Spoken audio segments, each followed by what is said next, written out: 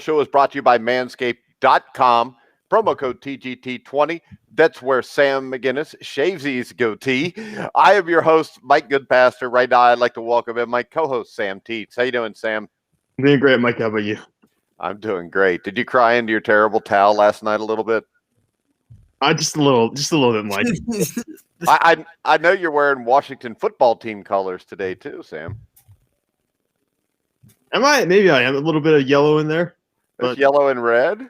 Oh, this is brown. It looks like red on the screen, though. It's because every time St. Bonaventure plays, it looks like red. And we have a special guest today who wanted to tear apart the quarterback power rankings of Sam Teets. Help us welcome to the show, Sam McGinnis. How you doing, Sam?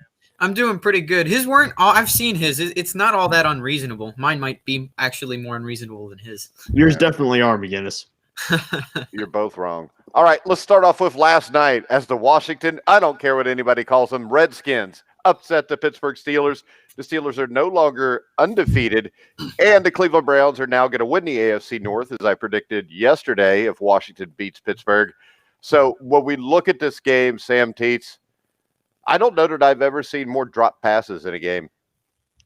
Yeah, I mean, really, also on both sides of the ball, though, right? I mean, Washington had some go that against them as well, but Eric Ebron, tight end for Pittsburgh, he's been awful the past 2 weeks. I mean, he dropped, I want to say 3 or 4 last week, and then this week he dropped, I think, 3 last night. I mean, he's been terrible in terms of catching the ball. And he's returning to Detroit for him. I really, yeah, well, you know that's a Detroit fan. You know he's got hands of steel. That's like why. that, that's one of the reasons that we let him go, is because he couldn't catch, and then he went to the freaking Colts and balled out there. It was a very sloppy game. I really thought they had it won at halftime. I thought going to the half, Pittsburgh had it, and the offense just shut down during the second half of the game. Well, the thing that stood out to me, Sam McGinnis, was I picked Washington because, number one, I thought Alex Smith would play well. But number two, and the big thing, I thought they'd be able to run the ball with Antonio Gibson. He went out of the game early. Peyton Barber only 14 carries for 23 yards. They beat the Steelers without even being able to run the ball. Yeah, and I think it's definitely, you got to remember, Alex Smith used to be a pretty solid starter for the Chiefs, so the fact that people might rule him out, I think, is kind of ludicrous. Well, he was also a good starter for the 49ers. And when we look at Pittsburgh, my concern, and this is why I say that Cleveland will win the division, Mr. Teets, and that's the fact that Pittsburgh can't run the ball. And it's hard to be good at the end of the season when the weather turns cold, it gets bad out, and you got to run the ball. Well, they had multiple fourth down plays that didn't work out for them. One was a fourth down off the goal line. They tried running the ball, and they couldn't get pushed whatsoever. Now, they're missing James Conner, who's their best running back. I don't care what you say about Benny Snell. Benny Snell is not the best running back on that team. Hey, no way. James Conner sucks, too. Nobody on that team's a very good running back. Nah, James Conner is solid. He's decent enough. He's had, 400-yard games this year. Against what competition? Who did he play against that was good that he ran for any yardage? We'll pull up his numbers first, but Pittsburgh, yeah, they have to be able to run the ball better. If they're one-dimensional, it's not going to work out. Although I think they could have done better if the play calling just had been a little bit better. What we saw, Washington basically out Pittsburgh. They had a lot of the short passes where they were just controlling the clock, running the clock out, and then they took a shot downfield every 8 or 9 throws. And it worked out. They connected on those throws, those deep shots last night, and Pittsburgh wasn't doing that in the second half. That's really why they won the game. All right, now next up, the question is this. Who wins the NFC East, McGinnis? Oof. That's tough. Now, the Giants have been on a bit of a roll recently, but so have the Redskins. I trust Alex Smith more than I trust Daniel Jones, so I think Daniel Jones is not playing. Colt McCoy is right now. Isn't Daniel Jones going to be back, though? We'll see. I mean, if he does, he'll turn the ball over enough to get him destroyed, so either way, I still trust Alex Smith more than I trust Colt McCoy, too. So, all right, Sam Teets, same question. Yeah, I have a lot of faith in Alex Smith, and my real concern is Antonio Gibson, because if you get Gibson back and he's healthy for the final 4 games, I would probably go with Washington here, despite the fact I think New York has a much better secondary. But Washington, they play San Francisco, they play Seattle, they play Carolina, and they play Philadelphia in their final 4 games of the year. I think they can win 2 of those. I think they'll go 2-2 in that situation. They might even get 3 if they're really lucky. And looking at the Giants, they play Arizona, Cleveland, Baltimore, and the Cowboys. I really think they're only going to win one of those games. So I feel like Washington here because they have a weaker schedule. Yeah, I think Washington will beat the Niners. I think they could beat Seattle right now. I think they could win out. I don't think they will, but I think they could. But I think 2 wins will win them the division. Yeah, no, I agree too. Because I really think New York only has one guaranteed win on their schedule right now, and it's the Dallas Cowboys in the final week of the season. I think they could have a chance to beat Arizona because Arizona's lost like 3 in a row at this point. But I think the Cardinals are also starving for a win. It'll be interesting to see how that plays out. This coming week will really decide what the Giants have to do in the final week. Because Washington beats San Francisco and New York loses to Arizona, the Giants are really in a tough situation.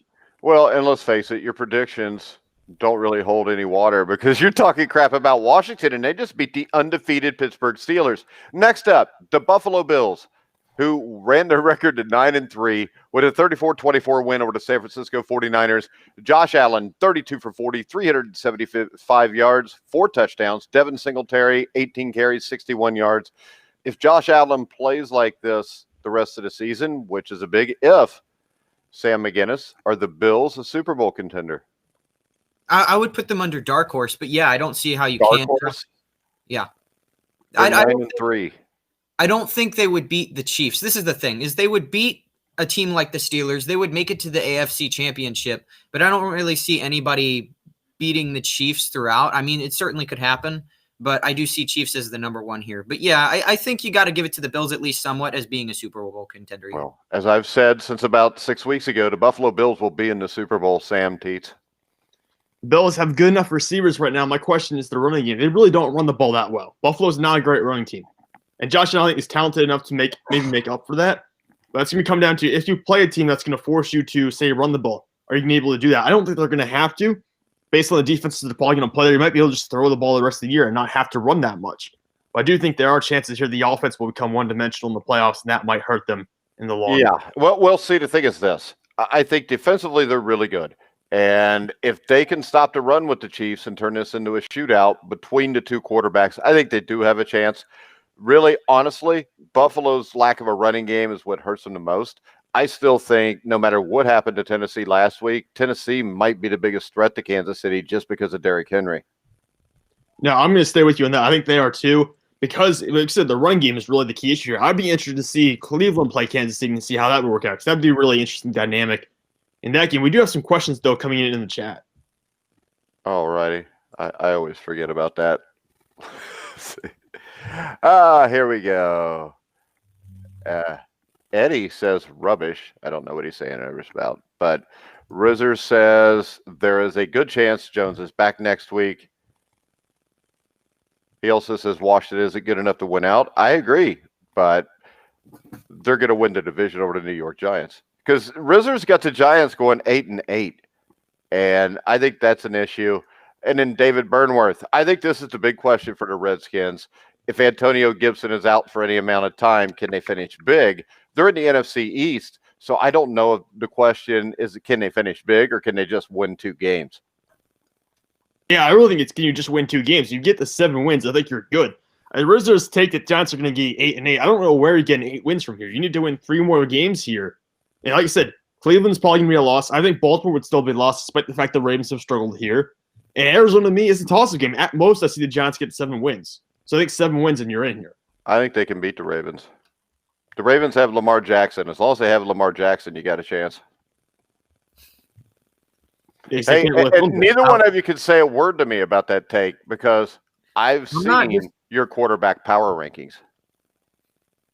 And I don't see Lamar Jackson in the top 10. And you guys always bitched and moaned last year when I said he wasn't that good. And going into the playoffs, I told you he's going to lose this game. And by next year, everybody's figured him out, and you won't have him ranked in the top 10, and you all mocked me.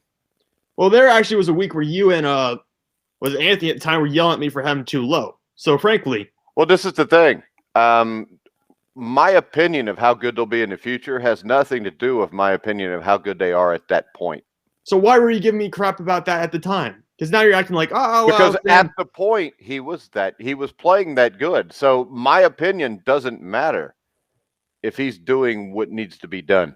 I just said that in the future, I didn't think there was a huge future for him. I don't think there's a huge future for him. I'm still waiting, because he's one of those running quarterbacks, I'm wondering if he'll still get injured in the next year or two and he'll drop off even more than he is now. It doesn't matter because the fact is this. in you guys' top 10, let's look at Sam Teets' top 10. Patrick Mahomes, Aaron Rodgers, Ryan Tannehill, Russell Wilson, Josh Allen, Deshaun Watson, Tom Brady, Derek Carr, Kirk Cousins, Phillip Rivers. As I go down here, where do I find a running quarterback on the list first? The most you get would probably be Deshaun Watson, Russell Wilson, but even then, they don't really run that much. I mean, it's more of a scrambling to throw. Yeah, because you have to be able to throw a ball to be an NFL quarterback.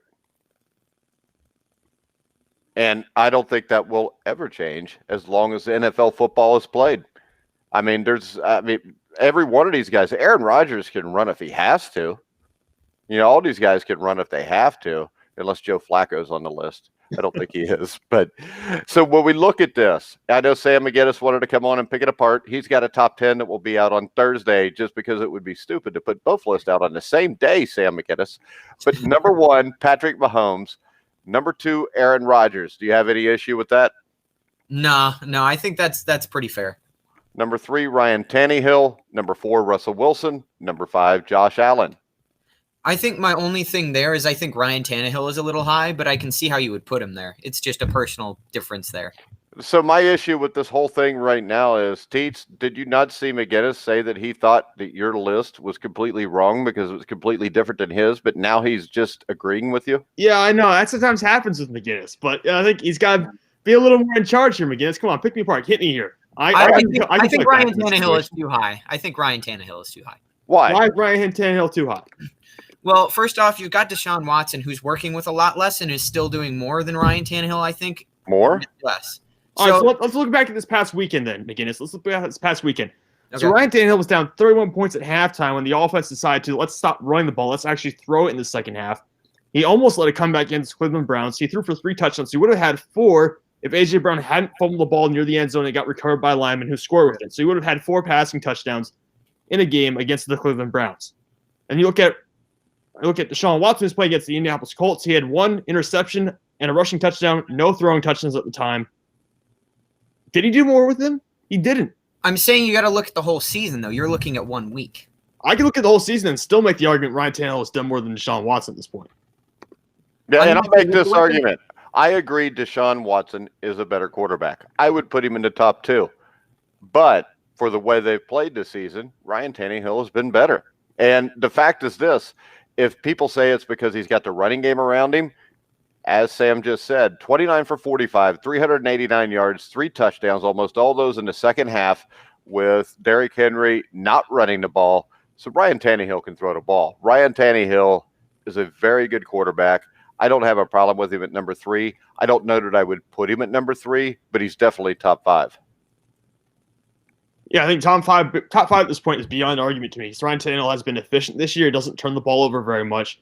He's perfectly carried over his play from last season to this year, even though he's not necessarily the main driver of that offense at most times. Usually it's Derrick Henry. But whenever they need him to, he's able to step up and play well. Well, I do like the fact that you finally gave my boy Josh Allen some credit. I've had Josh Allen up near the top 3 or 4. I think I had him at number 4 at one point early in the year. Then he had like those 3 or 4 weeks where it really wasn't. But early in the year, wasn't that just so you didn't have to listen to my crap? A little bit of it. Yeah, a little bit of it. Then he had those 4 weeks where it wasn't that good. So I was like, all right, now I can move him back down. All right. Number 6, Deshaun Watson. Number 7, Tom Brady. Number 8, Derek Carr. 9, Kirk Cousins. Number 10, Phillip Rivers. So I think for me, Derek Carr is a little higher. Derek Carr has been pretty fantastic this year, and he deserves some serious credit for what he's done. I think top 10 is deserving, but I would put him a little higher. How much higher? I think I have him at 7, yeah. So one spot. Damn. I mean, look. One spot. Come on. Derek Carr had 4 turnovers versus Atlanta. I know it's just one bad game, so I'm not going to hold that against him entirely. Right. But point, you needed a miracle play in the final 12 seconds of a game to beat the New York Jets. After a 4-turnover game, having to win against the Jets that way, you throw that a little bit together. I mean, a lot of that yards he had, I think 50 or 60 of those yards came on the final pass of the game against the Jets. So really, he's down to like 320 yards, 2 touchdowns, and an interception if you just ignore one terrible call like Greg Williams. So, I mean, it's not that impressive after a 4-turnover game. That's why I have him in the top 10 clearly, but it's down at number 8? I don't think he torched the Saints defense. He he's torched good defenses this year, and then he torched the Chiefs defense twice. It's not like I guess this is a minutia difference, but I personally think he does deserve a little one spot higher there. All right. I think the Tom Brady, Derek Carr thing could go either way, but Tom Brady, remembers, pacing 4,400 yards, 37 touchdowns, and 14 interceptions, and he's 43 years old. The Tampa Bay Buccaneers look like they're going to be a playoff team. They weren't without him last year. I think this could go either way. I think Derek Carr's performance against Atlanta 2 weeks ago was so bad that I think that I would lean towards Sam Teets here. Number 9, Kirk Cousins, Phillip Rivers. McGinnis, what do you think? I'm not sure Phillip Rivers should be in the top 10. I personally put Ben Roethlisberger in his place, although I have him a little higher. Well, how about this? I personally think you're both morons if you don't have Ben Roethlisberger in the top 6. I have him at number 8. Yeah, McGinnis has him pretty close. I think 6 is a little high, but I have him at number 8. Why is 6 high? Who do you have him below? Who's your number 7? Derek Carr? My number 7 is Derek Carr. 6 is Ryan Tannehill. 5 is Josh Allen. Well, wait a second. We talked before. You defended Deshaun Watson because he didn't have anything around him. The Pittsburgh Steelers don't have a number 1 receiver like tight end Darren Waller. They don't have a running back like Josh Jacobs, but yet they're 11-1. He also just lost to. And also, wait a second. He lost to who? Hold on. He lost to who? The Redskins. He lost to the Redskins. Derek Carr got beat 43-6 by the Atlanta Falcons, and he barely beat the New York Jets. He also destroyed the Saints and Chiefs twice. Well, one. Good for him. I mean, how long ago was that? How long are we going to live off of that? I mean, Big Ben. This season. Big Ben beat Tennessee.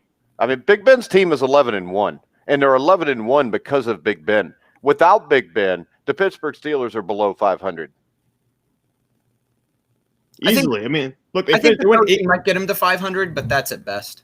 You thought what? I think the coaching might get him to 500, but that's at best. No, it wouldn't. I don't think good last night. The Pittsburgh Steelers. I mean, the thing about Mike Tomlin is he's a great motivator. He's not a great football coach. I mean, number 1, 4th and goal at the 1. Big Ben is called Big Ben because of why, Sam Teets? Because he's a big guy. QB sneak it, right? QB sneak it. It's not that hard. I mean, to me, Mike Tomlin is Marvin Lewis with a backbone. He makes a lot of stupid decisions, game management-wise. But I also think Mike Tomlin is a better coach when he has less talent, which is why this team's 11-1. The Pittsburgh Steelers will lose the division to the Cleveland Browns because they've lost 2 stud defensive players. I think they're going to lose to the Colts.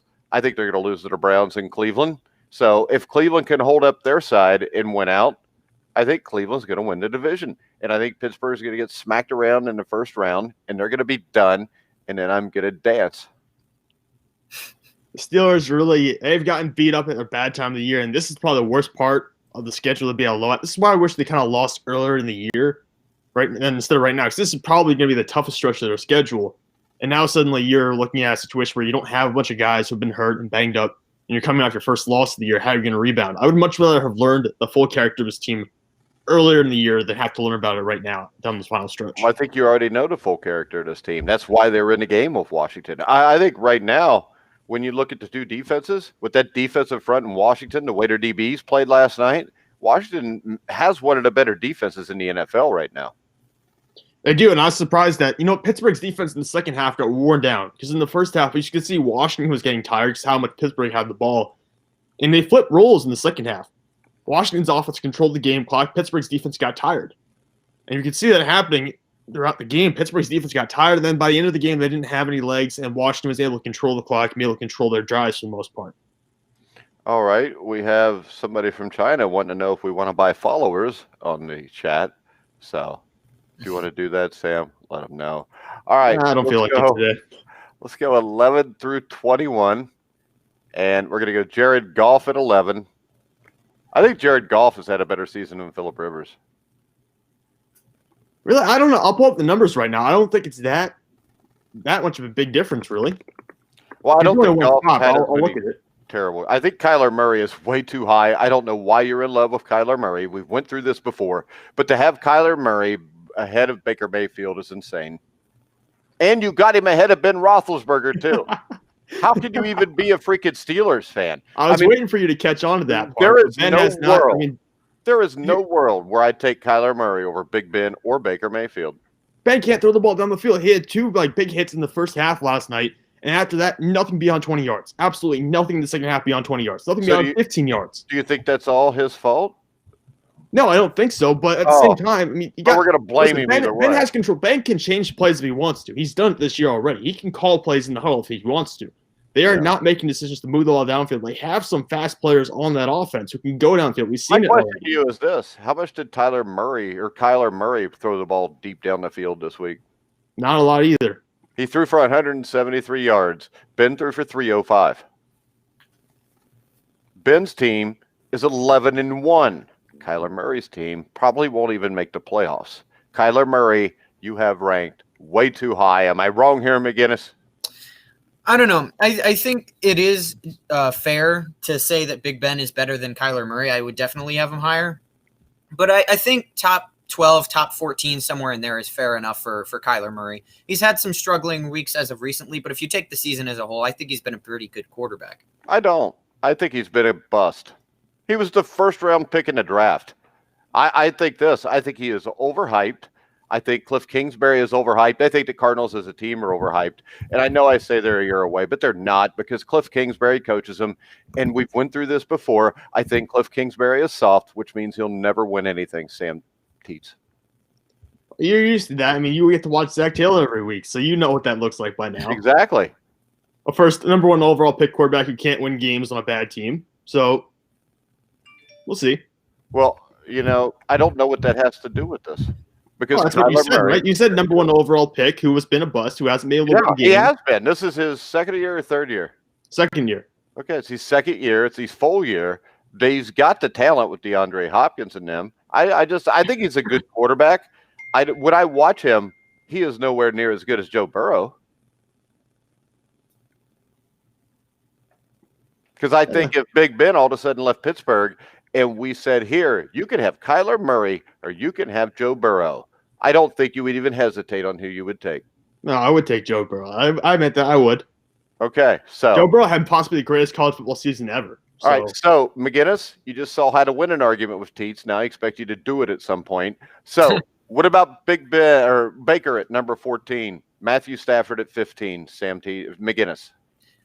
I am surprised Matthew Stafford is that high, but I'm not upset with it because obviously I'm a Lions fan. I don't have a problem with the other one either. But I don't know.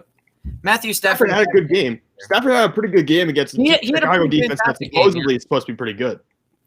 Yeah, I just for the whole year he's been a little off. But yeah, he did have a really good game. I can see how you put him there, but I might drop it off a couple 2-3 spots. All right, 16 Teddy Bridgewater, 17 Lamar Jackson, 18 Alex Smith. I think Alex Smith's too low. Alex Smith should be ahead of Lamar Jackson and Teddy Bridgewater. I think I had him ahead of both those guys last week, and the comment was that he's too okay. Too high. It was too high because he hadn't done anything yet. He smacked your Pittsburgh Steelers in Heinz Field. He did. He out Pittsburgh.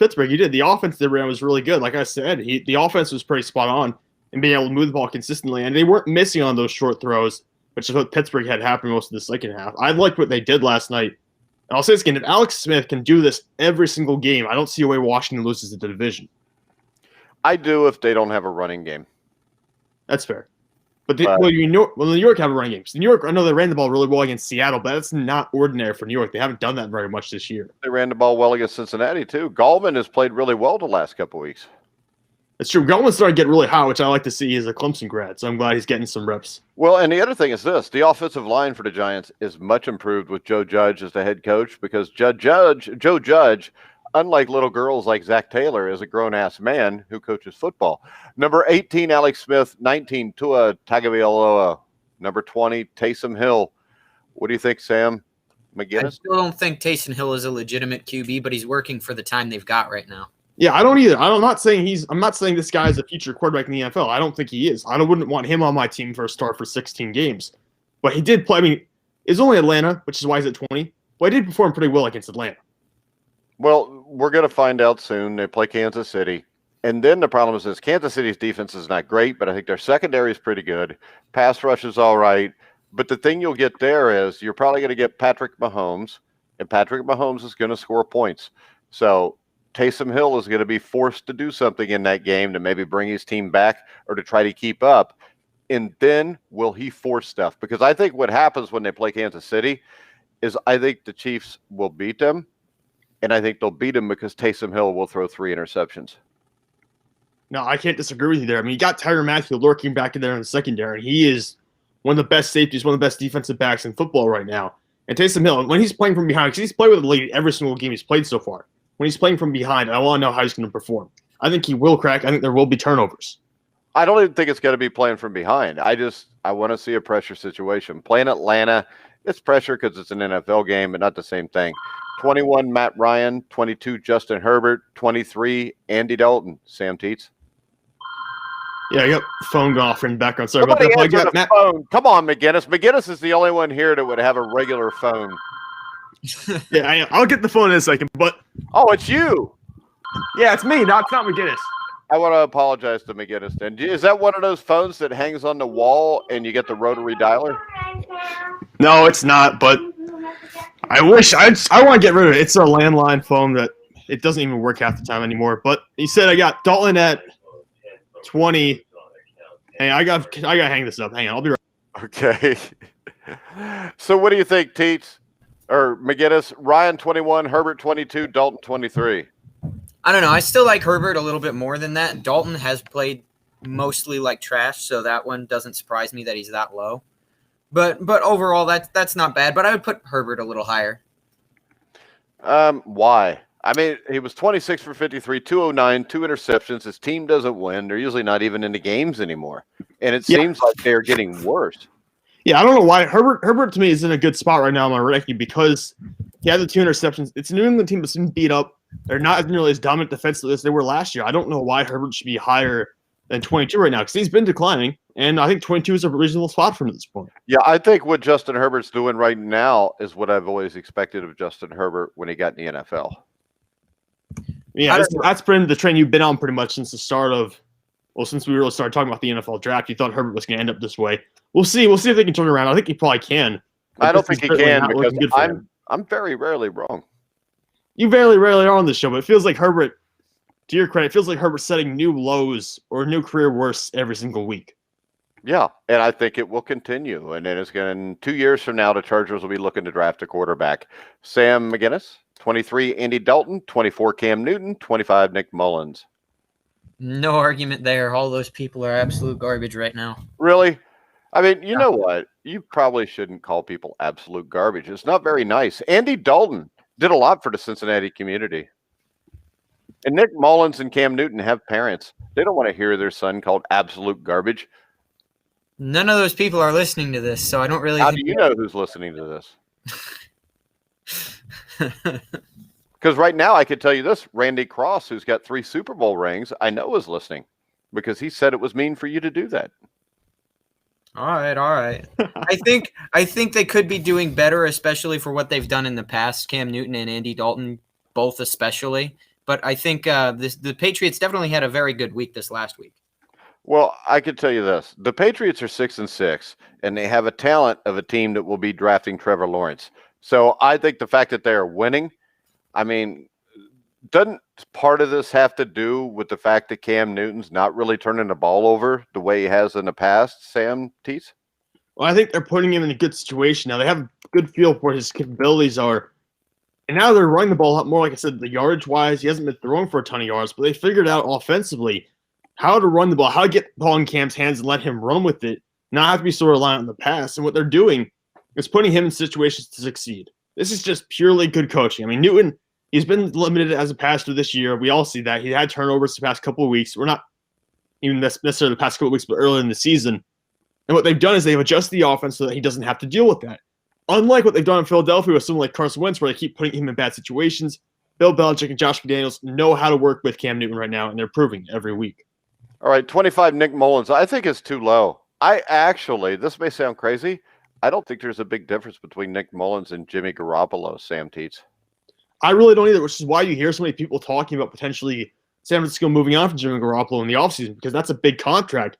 Why would you pay him that much money? You've got Nick Mullins, who's a former undrafted free agent who you could pay $2 million a year, maybe, or even less to be your starting quarterback. Why would you pay Jimmy Garoppolo $20 million or something like that? Would you just stick with Nick Mullins? There really isn't a big gap here. And we saw last year, it was really the defense that carried San Francisco through everything. McGinnis, agree or disagree? Yeah, I think that's fair. Jimmy Garoppolo has been weird. Like, you got more of him when they were going to their Super Bowl run, but it kind of felt somewhat like he was getting carried, and then especially during the Super Bowl. And after that, it's just kind of been a mess. I don't know if it was carrying so much as it was bad coaching at the time, but I feel like if Garoppolo had stayed in New England with Bill Belichick, he would be much better off than he is right now. Yeah. Well, I mean, it's Bill Belichick. Yeah. Yeah, For anyone to do it. yeah. Cam Newton, as we heard, is absolute garbage, but is 6-6 with the New England Patriots. 26, Mitchell Trubisky, which should put him in the bottom three no matter what. Just the fact that he's a grown-ass man and he wants to call himself Mitchell.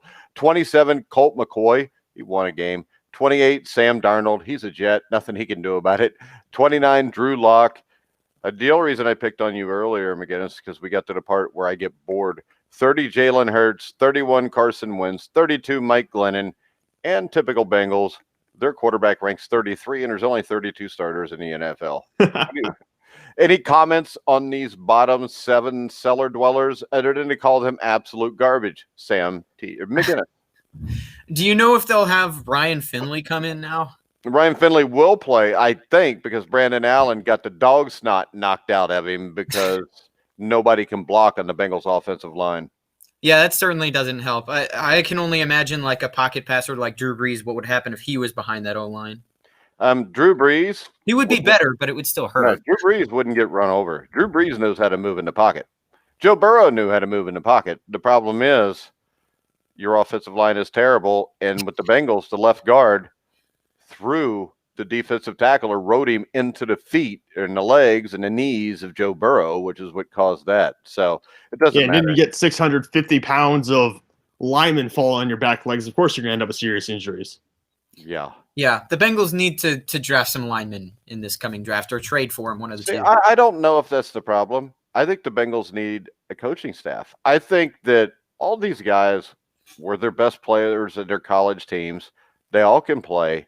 But for some reason, put it like this, the New York Giants, when they get Joe Judge and his coaching staff with an offensive line coach, all of a sudden, their offensive line got better because they were coached better. You watch the Bengals, a lot of this is lack of effort. I mean, you watched Brandon Allen when he got sacked and knocked out of the game. It was scary, the lack of effort that they showed on that play. I mean, the right guard, which of course is the right tackle, the immortal Bobby Hart, basically just fanned on the play and let the guy run by him. So, I mean, is it that, or is it just the fact that the coaching sucks? And now Bobby Hart's going to suck either way. I was about to say, it's probably a combination of the two. But Jonah Williams, I mean, as a guy at Alabama, Nick Saban called the best player on the roster. He said all these great things about him. And Nick Saban's a pretty good football coach. You know? But, I mean, when you look at it, it's like Andy Dalton. As David Burnworth says, Dalton has been bad, but he has a second-team line, and his top back does nothing but fumble. What should Dalton do differently besides leave Dallas? The problem is this. He's still making like $3 or $4 million, so I don't feel too bad for him, David.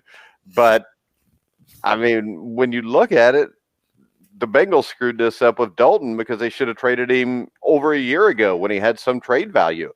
I mean, before the draft where they picked Joe Burrow, I was told that the Chicago Bears offered a second-round pick for him, and the Bengals turned it down because they wanted a first-round pick. You know, the Bengals had A.J. Green. They franchise tagged him and gave him $18 million a year. I'm sorry, but that trade for a second-round pick could have got you a lineman.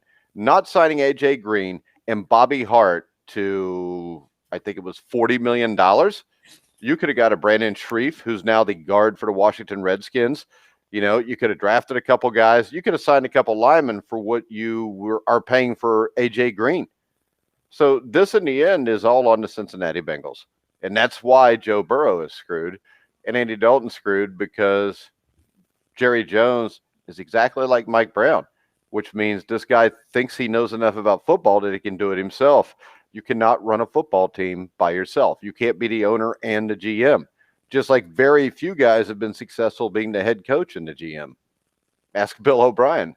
Yeah, exactly. I was going to say, ask Bill Yeah. O'Brien. You can't do both. You need to have people under you to tell you, hey, you're doing this wrong. And sometimes when the people tell you you're doing it wrong and you ignore them, guess what? It blows up in your face. I mean, we talk about Philadelphia. Howie Roseman, the general manager, pushed for Jalen Rigger, the receiver that took in the first round, and Jalen Hurts, the quarterback that took in the second round, overtaking guys like Justin Jefferson. And look how that's worked out. So sometimes you have to have a level of accountability where you're willing to listen to people below you. But again, if you have no one below you that you're willing to listen to, you're going to fall apart as a franchise because your organization doesn't work that way. Yeah. And the Bengals organization has never worked. Ever. No. Starts with bad ownership. It starts and ends there. And when you look at it, who are the worst owned teams in the NFL? The Bengals, the Colts, or not the Colts, the Bengals, Lions, the Bears, the Lions. I would put the Bears up there. The Bears were a team that hasn't had a legit big-time franchise quarterback since Sid Luckman in the 1940s. I mean, who's the closest they've gotten since then? Was it like Jay Cutler? No, Jim McMahon. But he kept getting hurt. Yeah, and McMahon was just a guy. I mean, he was a guy that had the it factor. He made plays when it mattered, but he was always hurt. You know, they drafted Doug Flutie in the first round. Or not New England. Yeah, I think Chicago drafted him in the first round, threw him to the Wolves instead of letting him get his feet wet because the NFL was a lot different in the mid-'80s than it is now. But the New York Jets are horribly run. The Jacksonville Jaguars are horribly run. And I don't think it's any coincidence that every 5 or 6 years, one of those teams will get in the playoffs, maybe win a game, and then get beat, and then immediately they go back to their cesspool of garbage, as Sam McGinnis would call it. I think a great example of that was just a few years back when the Jaguars went 10-6 and then got ousted by the Patriots late in the round and then have been nothing since. Yeah, because that's what they do. I mean, that is the sign of bad football teams. It's the fact that anybody could come up and have one great year. You know, I remember the Florida Marlins, now Miami Marlins. They had those 2 years where they went all in and won World Series. And then the next year, they would trash the entire team and they'd go back to sucking for a decade. And then they'd decide they wanted to win a World Series, so they'd sign everybody for a year. They win the World Series, then they go back to suck it. It's poorly run teams. And the fact is this, the only way you can have a well-run organization is if you have enough scouts. And the Bengals have 8. The Browns, Steelers, and Ravens all have between 32 and 45. There's a big difference there. And that's why you see the divide in the draft. I mean, the Bengals draft picks are almost always from big schools. That's because that's what Mike Brown watches on TV. Yeah, it's a nationally televised games that you can get. Every scout's going to that. Every school is sending scouts to that program, and every school is watching that game tape over and over again. But the difference is this. During a season, a lot of the times, it's Mike Brown and his daughter Katie Blackburn just watching the game. You cannot watch a game on film and know the speed of the game. McGinnis, high school football, watch film of a team, and you think, oh, they're terrible. And then you go out and play them, and it's like, they're a hell of a lot different. I mean, they're running the same plays we saw, but this is running it a lot quicker than what we expected it to be. Well, yeah, like I can tell you, from looking at it on film, it's a lot different than being there. It feels a lot faster when you're actually playing. And so, like, for me, it's very different when you're looking at it on film versus when you're actually doing it. So it's always I guess you have to, as a player, at least adjust to that expectation because that caught me a few times. Yeah, but see, the problem is this. As an NFL scout, if you're just watching the film, you don't really see the speed of the game. I mean, if you're in the stadium and you're sitting in the 5th row and you're watching a defensive end, you can actually see how fast he's moving. Yeah, you know, on film, you can see what his hands look like, what his feet look like, but you don't get the feel of how quick the game is. And I think that's what a lot of people miss. And a lot of people, when they watch film, I know guys that think they know a lot about football and they buy the NFL package with the all 22 film and they're trying to explain stuff and everything. It's one thing to watch film. It's another thing to know how to watch film. And you've got to realize some things that you see on film do not matter. Other things matter a whole lot. And it's to be able to separate those two differences. And let's face it, with the Cincinnati Bengals, they can't even successfully hire a head coach who is capable of coaching a team. What makes you think those 8 scouts that they have any clue how to watch or break down a film or do anything? Because chances are those 8 guys are 5'5", fat as hell, and spend most of their time playing PlayStation. And I hate to say that, but I've had quarterbacks participate in the college days that were seniors. When I coached arena football, I went and watched quarterbacks work out. And most of the NFL scouts there were 5'5", weighed 300 pounds, and were too busy eating donuts to really pay attention to anything else. And you look back at the draft picks for Cincinnati, and you see John Ross taken in 2017. That was purely based on his 40 time. Yeah, but you know what? This is the thing about John Ross. I really believe if John Ross was used properly, he may have been all right. The Bengals, you remember Peter Warwick? Yeah. All right. Peter Warwick was a similar player to John Ross. And Peter Warwick, when he got to Cincinnati, was used completely bad. Just not the way you should have been using him. Marvin Lewis was hired in 2003. He finally had Peter Warwick working the way he was supposed to. 2003, that was the game where Warwick returned like 2 punts for a touchdown, caught a pass for a touchdown when they upset Kansas City when they were like 11-0 when the Bengals beat them. Peter Warwick had a great year. Looked like a stud because he was used correctly. So I don't know if the John Ross situation. I mean, John Ross, let's face it, as a punt returner at Washington, as a Husky, he was one of the best in the country that year. He's one of the reasons they played Alabama in the college football playoffs. And the Cincinnati Bengals have never put him back to return a punt either. So the last 2 years, they haven't used him at all. But they've kept him on the roster. They pay him. Where if you'd have put him as a punt returner, number one, you might have got value out of him. And number two, maybe you would have had somebody else get interested in him and you actually could have traded him and not walked away with absolutely nothing after this season. And just like they did with Dalton, and just like it's going to happen with Green, they're going to walk away from this guy and get absolutely nothing for it. Well, I've seen guys like Cordell Patterson was never a top wide receiver. They drafted him Minnesota drafted him in the first round. He never turned into a top wide receiver. But he's arguably the best return man in the NFL right now. And now he's evolved to a point where in Chicago where he's a little bit of a gadget player, can do a little bit of everything. If you just put time and effort into developing a player, you can have stuff like that happen. Cincinnati has basically said, John Ross, here's a nice little shelf. We're going to put you on it for the next year and a half.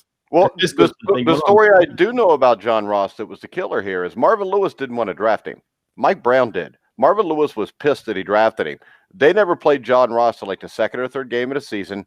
They threw him a little screen pass. He got hit. He fumbled. They didn't put him back in for 5 games. So Marvin Lewis already had it. This ain't my guy. I don't want him here, so I'm not going to play him. And I also don't think it's any coincidence that at the end of that year is where Marvin Lewis finally got fired. And again, I think we're seeing the same thing in Philadelphia right now. Because Doug Pearson, there was differences on who they were supposed to draft this year. Doug Pearson really didn't want to draft a quarterback. He didn't really want Jalen Reagor. Guys wanted Justin Jefferson, and they didn't get that because Howie Roseman, general manager, wanted Jalen Reagor. They wanted Jalen Hurts. And when you have those differences start to fall apart like that, that's when teams crumble. Hey, the thing is this, with Justin Jefferson, Carson Wentz might be in your top 10 right now. Exactly. I mean, Justin Jefferson is arguably a top 10, if not a top 5 receiver right now. Yeah, because I think he's the best quarterback that came out or best wide receiver that came out of this draft. And there was a lot of good wide receivers there. But all right, guys, we got to wrap it up. I got stuff to do. All right, sounds good, Mike. Also, I want to remind everybody we'll be back at 1 o'clock tomorrow with the NFL Power Rankings. And Sam, you want to tell everybody where they can find you on Twitter? Teets. McGinnis. I already know Teets. Sam Teets, you can follow at SamTeets33. You can follow me at Grilling Truth. You can follow Sam McGinnis at Samuel McGee 7. All right. So if you want to get any hockey news, go follow Samuel McGee. He's the one person left that watches it. Yeah, it's true. We're getting now news that it might start on January 15th instead of January 1st. It's kind of annoying me, but yeah. All right, guys. So we are going to wrap it up. Make sure you check us out on Roku also and manscaped.com, promo code TGT20 so you don't nick your nuts. All right, guys, we're going to wrap it up. That's the show for today. For Sam McGinnis, Sam Teets, I'm Mike Goodpaster. You've been listening to The Grueling Truth, where the legends speak.